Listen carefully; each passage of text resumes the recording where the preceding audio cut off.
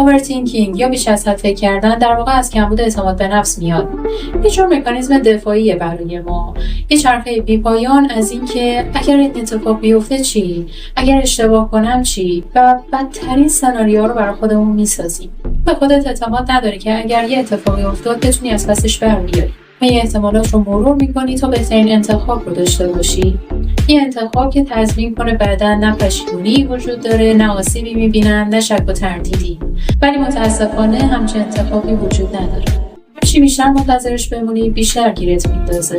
بعضی جای به بعد بیش از حد فکر کردن دیگه نمیتونه ازت محافظت کنه. مثل فلج شدنت میشن و همه جا رو میگردی غیر از درونی.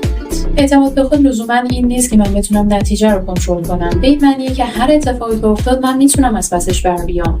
در واقع پشت خودم وای میسم. پس شاید سوال این نباشه که اگه اشتباه کنم چی؟ شاید این باشه که اگه به خودم اعتماد کنم و فقط ادامه بدم چی؟